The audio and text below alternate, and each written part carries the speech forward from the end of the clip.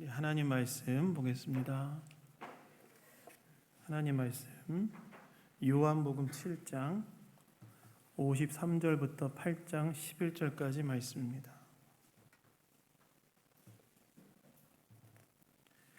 요한복음 7장 53절에서 8장 11절까지 말씀입니다. 다 찾으셨으면 저와 교독하도록 하겠습니다. 다 각각 자기 집으로 돌아가고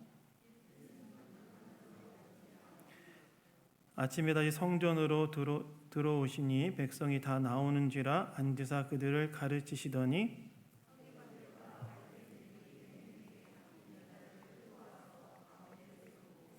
예수께 말하되 선생이여 이 여자가 가늠하다가 현장에서 잡혔나이다.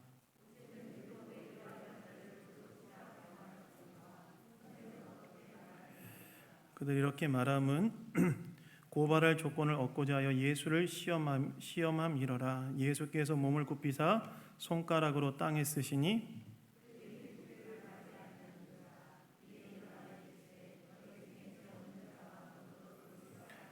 다시 몸을 굽혀 손가락으로 땅에 쓰시니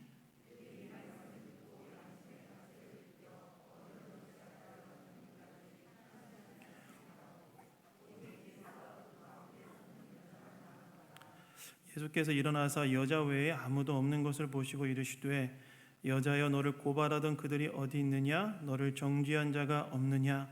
대답하되 주여 없나이다. 예수께서 이르시되 나도 너를 정죄하지 아니하노니 가서 다시는 죄를 범하지 말라 하시니라. 아멘. 죄 용서의 은혜란 제목으로 하나님 말씀 나누기 원합니다. 여러분, 사람은 누구나 다 인생을 살아가기 위해서 필요하는 게 존재합니다. 그 사람에게는 크게 세 가지 필요가 있는데요. 첫 번째는 어떤 필요가 있냐면 신체적인 필요가 있어요. 신체적 필요는 뭐냐? 쉽게 말해서 이제 몸이 요구하는 필요를 말하지요. 그래서 배고플 때는 먹어야 되고 피곤할 때는 자야 되고 아프면 치료를 받아야 됩니다. 사람에게는 어떤 필요가 있냐면 신체적인 필요, 몸의 필요를 채움받아야 될 그런 필요가 있다라는 거예요. 뿐만 아니라 여러분, 사람에게는 또 어떤 필요가 있냐면 정서적인 필요가 있습니다. 여러분, 사람은 다 감정이 있는 존재죠. 그래서 우리는 인생을 살아가다 보면 때로는 두려울 때도 있고 때로는 불안할 때도 있고 때로는 외로울 때도 있고 때로는 분노와 우울증에 시달릴 때도 있습니다. 이것은 무엇을 얘기하냐면 우리 안에 정서적인 필요가 있고 이 정서적인 필요를 채움받아야 할 사람들이라는 것을 뜻한다고 할 수 있어요. 그 다음에 사람에게 어떤 필요가 있냐면 물질적 필요가 있죠. 우리가 삶을 영위하려면 물질이 필요하지 않습니까? 당장 오늘 이 예배를 드리고 여러분들이 생필품을 구하기 위해서 마트에 간다면 그 마트에 가서 생필품을 구입하려면 뭐가 필요해요? 물질이 필요하죠. 돈이 필요합니다. 그래서 우리는 물질적 필요가 채워져야 돼요. 그러니까 사람이 이 땅을 살아가기 위해서는 신체적 필요도 채워져야 되고 정서적 필요도 채워져야 되고 물질적 필요도 채워져야만 사람은 건강한 삶을 영위해 갈 수 있다는 거예요. 근데 여러분, 사람이 이러한 필요 외에 정말 채워져야 될 중요한 필요가 한 가지 더 있습니다. 신체적 필요도 있고 정서적 필요도 채워져야 되고 물질적 필요도 채워져야 되지만 이런 필요들 외에 사람이 정말 채움받아야 살아야 될 중요한 필요가 한 가지 더 있다는 거예요. 그게 뭐냐면 영적인 필요입니다. 이 영적인 필요는 뭐냐면 하나님과의 관계가 회복되어져서 하나님이 주시는 사랑을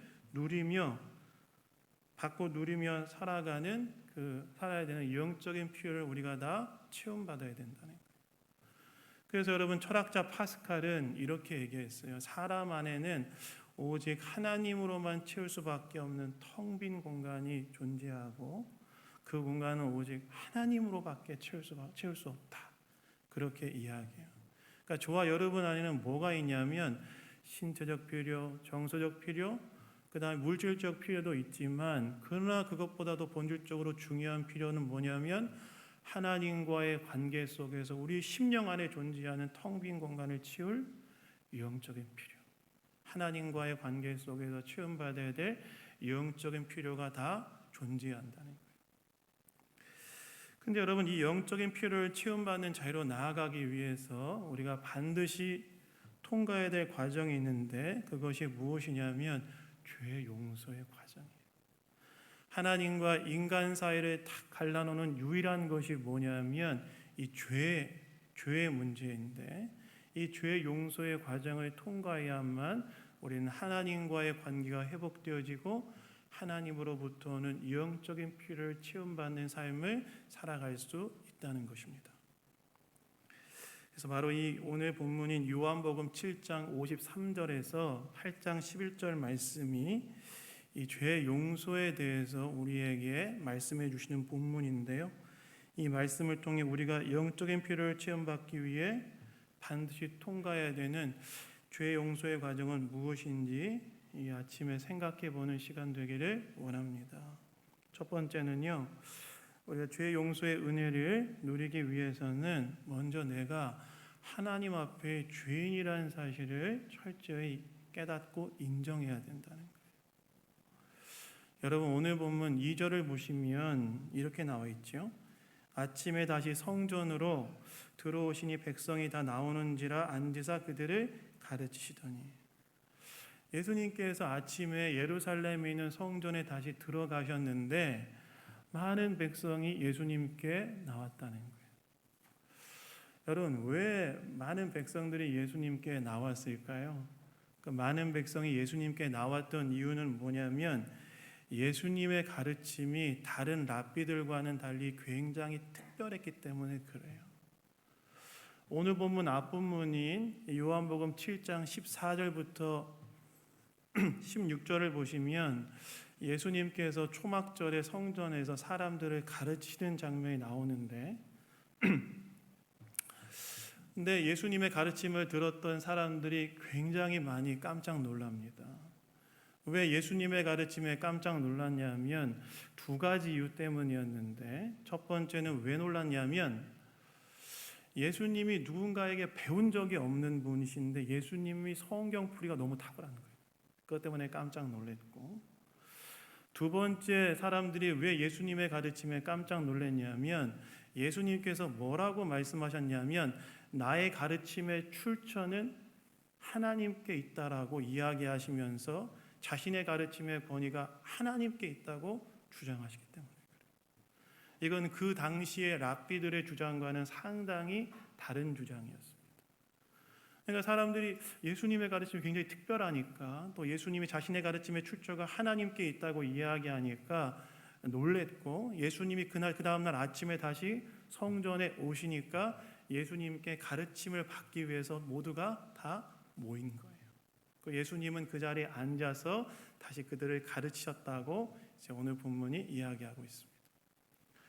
그런데 예수님이 이렇게 사람들을 가르치고 있는 중에 굉장히 특별한 일이 오늘 본문에 보시면 일어났다고 나와 있는데 3절부터 5절에 보면 이렇게 나와 있죠.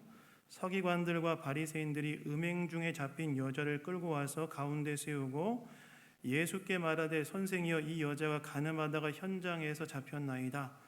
모세는 율법에 이러한 여자를 돌로 치라 명하였거니와 선생은 어떻게 말하겠나이까? 라고 물었다고 나와요.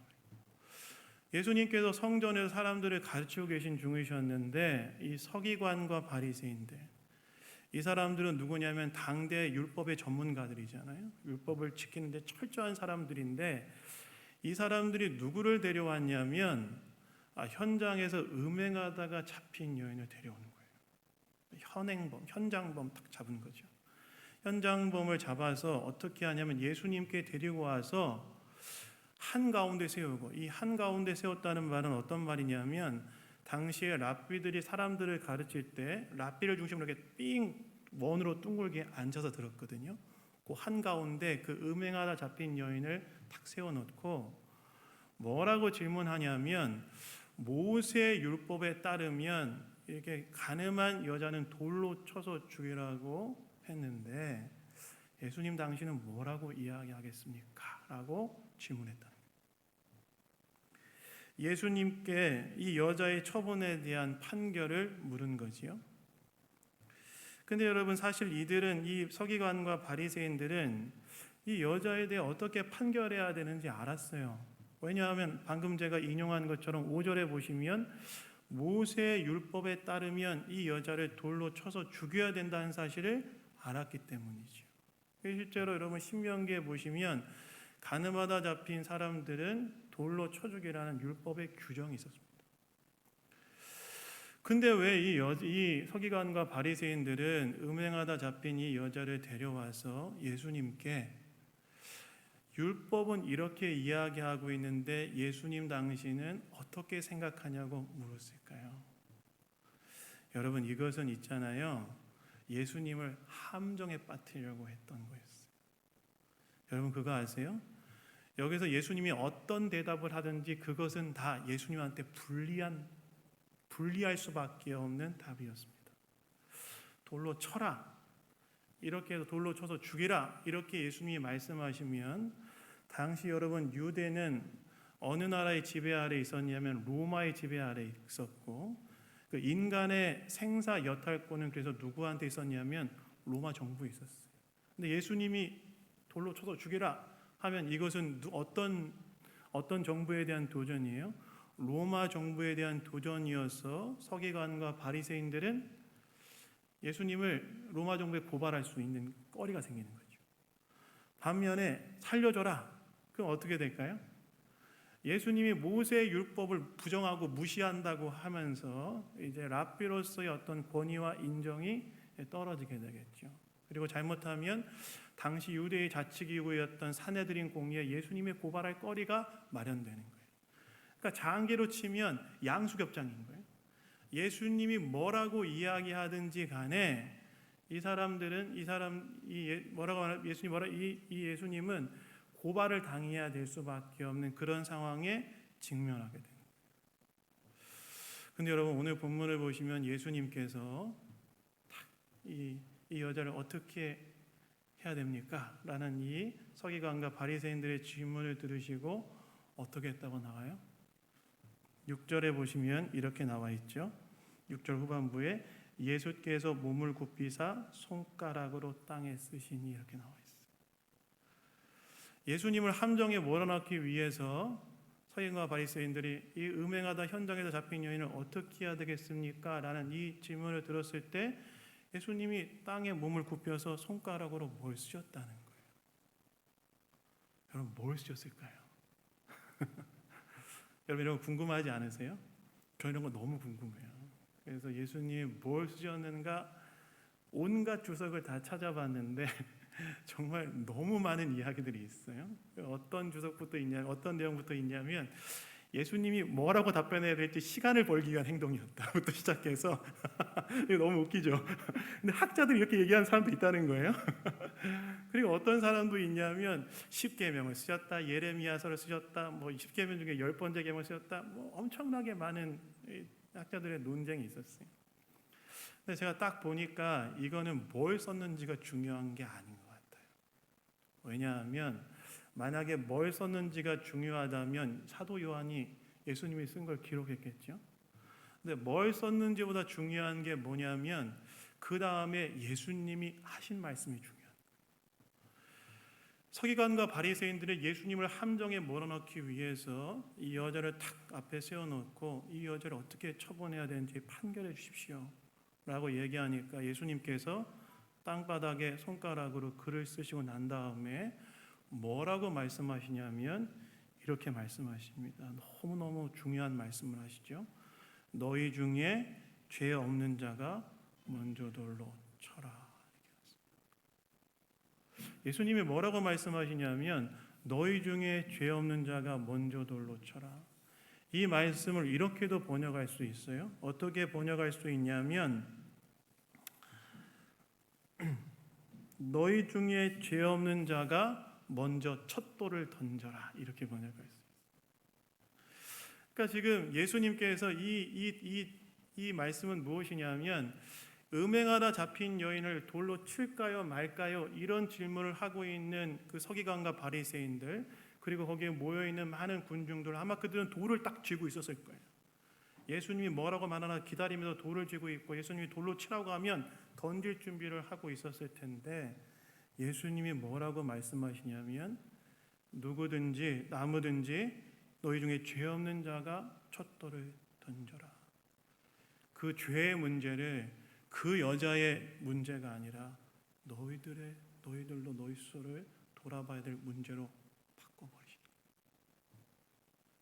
다시 말해서 예수님께서는 너희 중에 죄 없는 자가 먼저 돌로 쳐라는 이 말씀을 통해서 무엇을 이야기하고 싶으셨냐면 사실 돌을 던져서 맞아야 될 사람은 그 여자에게 앞서서 바로 너희들이다.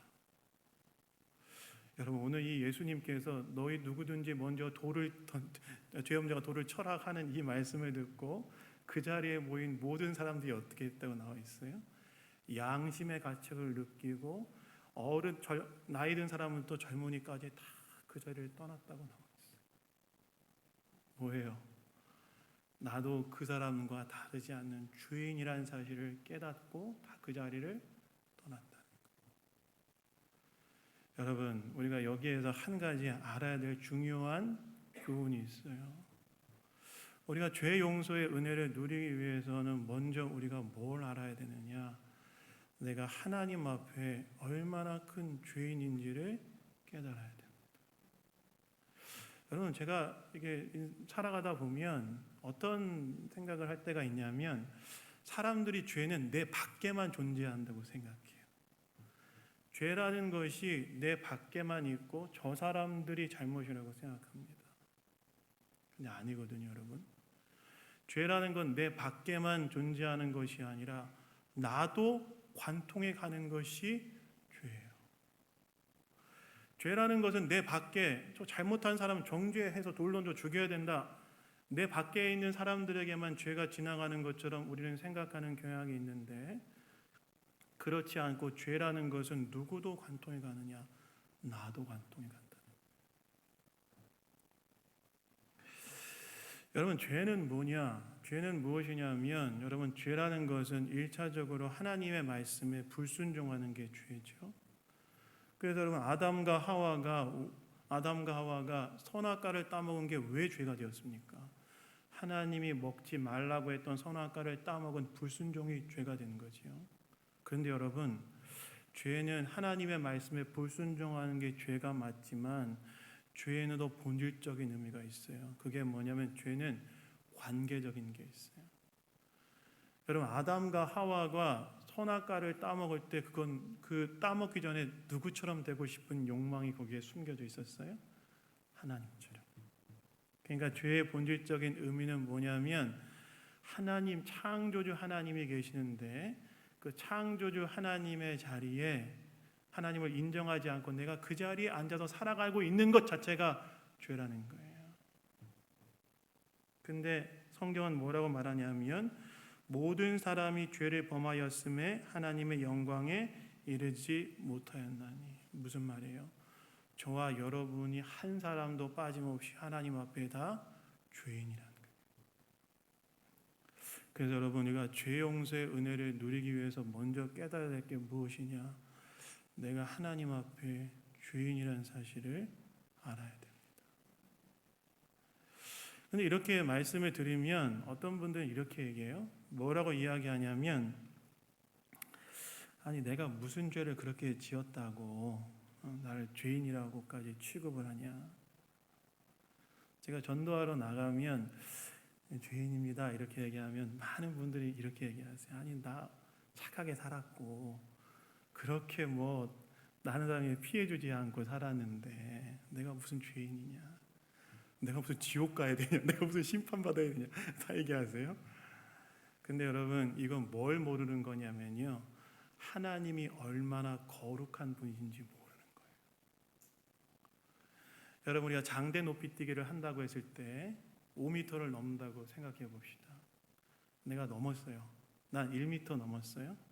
내 옆에 있는 사람은 4m 99cm를 넘었어요. 근데 문제는 뭐예요? 둘 다 못 넘은 거죠. 그렇지 않습니까?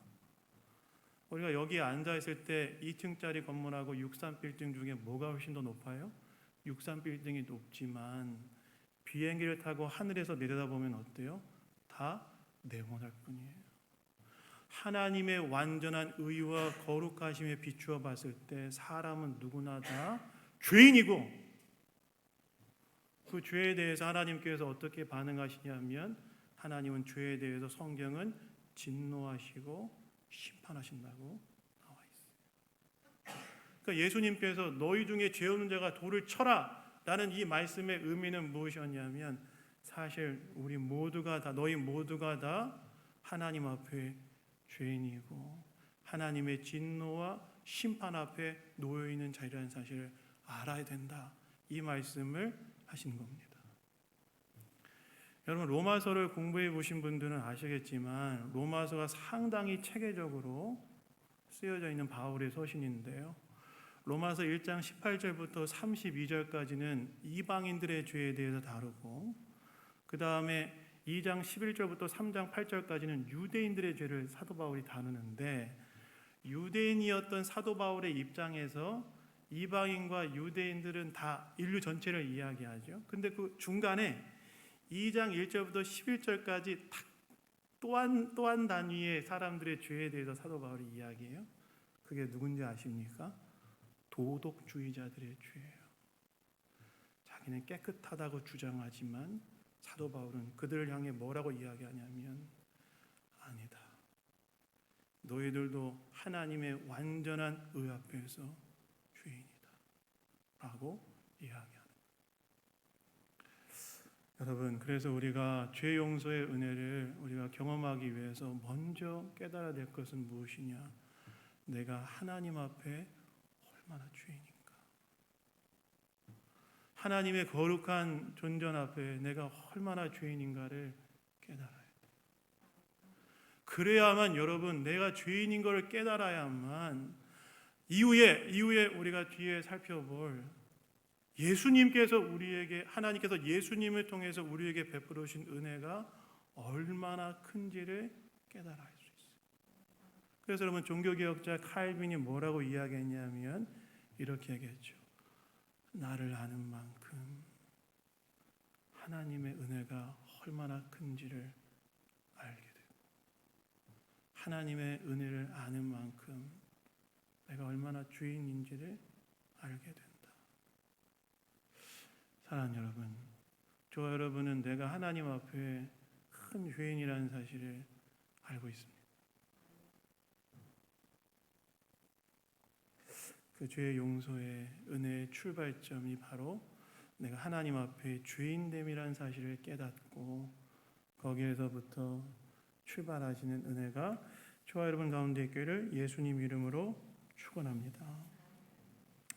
그런데 여러분, 죄 용서의 은혜를 누리기 위해서 내가 이렇게 하나님 앞에 죄인됨을 깨달았다면 그 다음에 우리가 가야 될 곳은 뭐냐면 죄 용서의 권세를 가진 분이 예수님이라는 사실을 알고 그분께 나가는 거예요.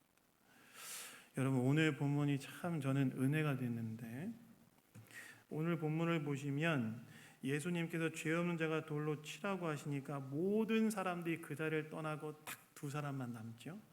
누가 남냐면 예수님과 죄범한 여자 딱 두 명만 남아요. 근데 죄범한 여자는 죄를 범한 여자도 심판의 대상이니까 뺀다고 치고, 거기에 누가 죄 없는 자가 돌로 치라고 하니까 거기에 남은 사람이 누구였냐면 딱 예수님만 남았다는 거예요. 예수님만 남았다는 말은 어떤 말이냐면 예수님만이 유일하게 죄가 없는 분이시라는 거예요. 그 얘기는 뭐냐면 예수님만이 그 가늠하다 현장에서 잡힌 여자를 정죄하고 심판할 수 있는 유일한 권세를 가지고 있는 분이 예수님이시라는 거예요. 예수님은 죄가 없으시니까. 그런데 여러분, 오늘 본문을 보시면 예수님께서 이렇게 말씀하시죠. 예수님께서 11절에 보시면 10절 11절에 보시면 이렇게 말씀하십니다. 여자여, 너를 고발하던 그들이 어디 있느냐? 너를 정죄한 자가 없느냐라고 말씀하시면서 나도 너를 정죄하지 않겠다 말씀하세요. 다시 말해서 내가 너를 용서하겠다. 죄인인 너를 내가 용서하겠다. 여러분, 이 죄를 용서하겠다는 말씀은 어떤 말씀이냐면 예수님께서 그녀의 죄를 가볍게 여기겠다 이런 말씀이 아니세요. 이것은 무엇을 말하냐면 이 땅에서 죄를 용서할 수 있는 권세는 오직 예수님께만 있고, 또한 예수님이 이 땅에 오신 목적은 바로 그 가늠하다 현장에서 잡힌 여자와 같은 죄인들의 죄 용서를 하기 위해 십자가에 죽기 위해 오셨다는 사실을 알려주신 겁니다.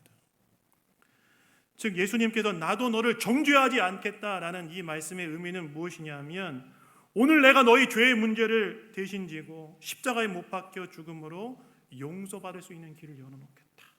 이 말씀을 예수님이 하신 거라는 거예요.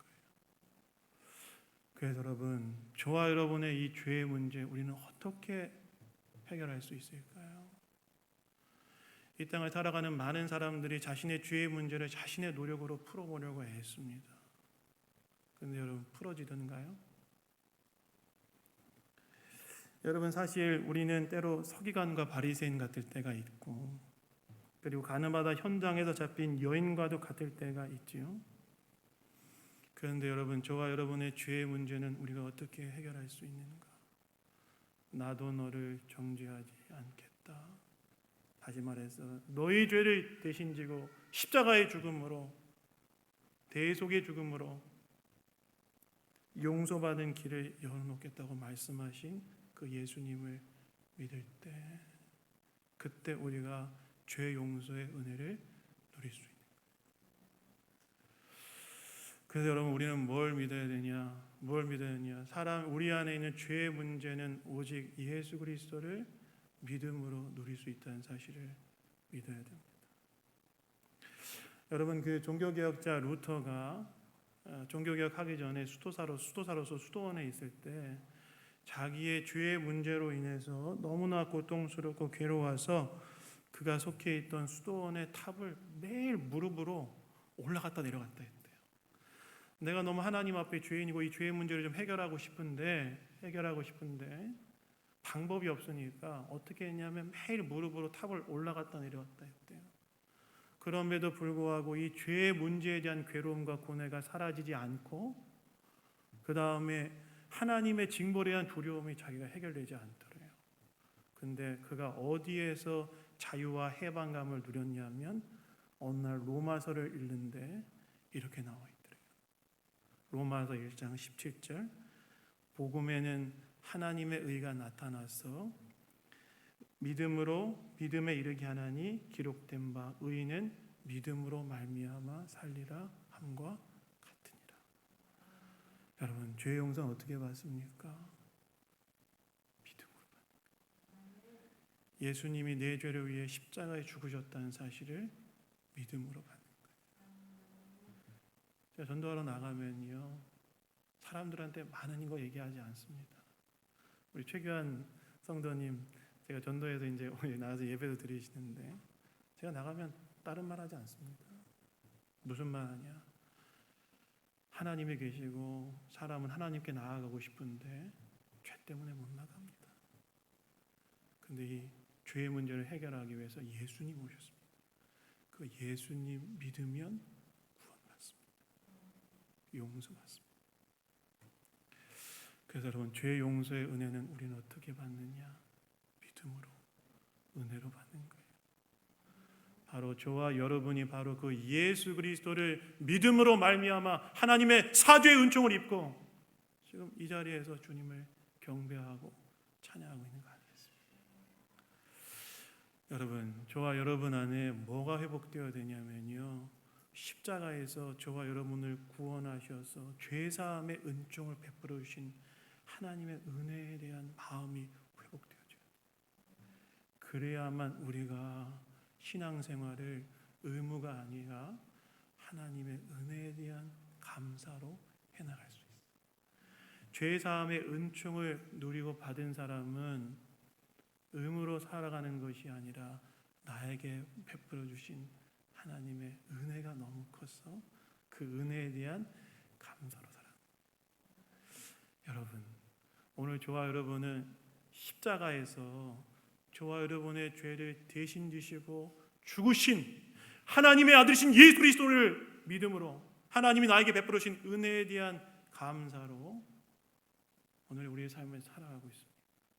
죄의 용서의 은혜, 그것이 저와 여러분의 마음을 지배하고 있습니다. 하나님 그거 물어보시는 거예요. 그것이 있다면 너희들의 삶은 하나님이 나에게 베풀으신 죄 용서의 은혜에 대한 반응으로 살아가는 것이다. 여러분, 그 은혜에 대한 감사가 오늘 이 아침에 저와 여러분의 심령 가운데 회복되어진 은혜가 있기를 예수님 이름으로 축원합니다. 그 다음에 오늘 마지막 말씀 보세요. 예수님께서 그 여자를 보내시면서 가서 다시는 죄를 범하지 말라. 이 가서라는 단어는 가라. 새로운 삶을 너에게 허락해 주겠다. 근데 이 새로운 삶은 어떤 삶이냐? 죄를 범하지 않는 삶인데 요한복음에서 죄를 범하지 않는 삶이란 무엇이냐면 예수님을 영접해서 그분 주님의 자리에 모시고 따라가는 삶. 여러분, 예수 믿으면요 있잖아요. 저와 여러분의 삶의 주인이 바뀐 겁니다. 제가 요즘 한국 교회를 딱 보면서 드는 느낌 중에 하나는 뭐냐면 구원자로서의 예수님은 받아들이지만 주님으로서의 예수님은 참 받아들이기를 거부하는 것 같은 느낌과 인상을 받을 때가 있어요. 아니에요. 예수님은 우리에게 새로운 삶을 주시면서 우리에게 뭘 말씀하시느냐? 가라. 그리고 다시는 죄를 범하지 말라. 이제 나를 영접하여 나를 주의 자리에, 나를 주님의 자리에 모시고 나를 따르는 삶을 살라는 초대였어요. 사랑하는 여러분, 오늘 저와 여러분의 삶의 주인의 자리엔 누가 앉아 계십니까? 예수님께서는 십자가에서 사죄의 은총을 우리에게 베푸시고 그리고 우리에게 들어오셨는데 주님의 자리에 다시 예수님을 모시고 따라가는 삶으로 우리가 나오기를 원하세요. 저는 우리 양문교회가 바로 예수님의 이 사죄의 은총을 알고 예수님을 주님의 자리에 모시고 그분 따라가는 제자들의 공동체가 되기를 진심으로 소망합니다. 그때 하나님께서 우리 교회를 통하여 하나님의 아름다운 일을 이 땅 가운데 이루실 줄로 믿습니다. 말씀을 맺습니다. 여러분, 죄 용서의 은혜를 누리기 위해서 우리가 뭘 알아야 되느냐? 내가 하나님 앞에 죄인이며 오직 예수님의 십자가를 통하여 사죄의 은총을 입었고 그리고 예수님을 주님의 자리에 모시고 그분을 따라가는 삶이 그 이후에 되어야 된다는 것을 아는 걸 말합니다. 저와 여러분이 바로 이러한 사실을 더 깊이 깨닫고 예수님을 주님의 자리에 모시고 따라가는 삶이 되기를 예수님 이름으로 축원합니다. 자, 기도하겠습니다. 하나님 아버지 감사합니다. 오늘도 우리에게 말씀을 통해 이야기해 주시니 감사합니다. 하나님, 우리가 주인 되었을 때 예수님 알고 믿고 구원받게 하시니 감사합니다. 죄 용서의 은혜를 입은 자로 이 땅에서 예수님을 주님으로 모시고 주님을 따라가는 거룩한 삶을 사는 자를 되게 하시고 이를 통하여 주님께 영광 돌리는 우리 양문교회 모든 성도님들 될 수 있도록 인도하여 주시옵소서. 모든 것 주님께 감사드리며 우리를 구원하신 예수님 이름으로 기도드렸습니다. 아멘.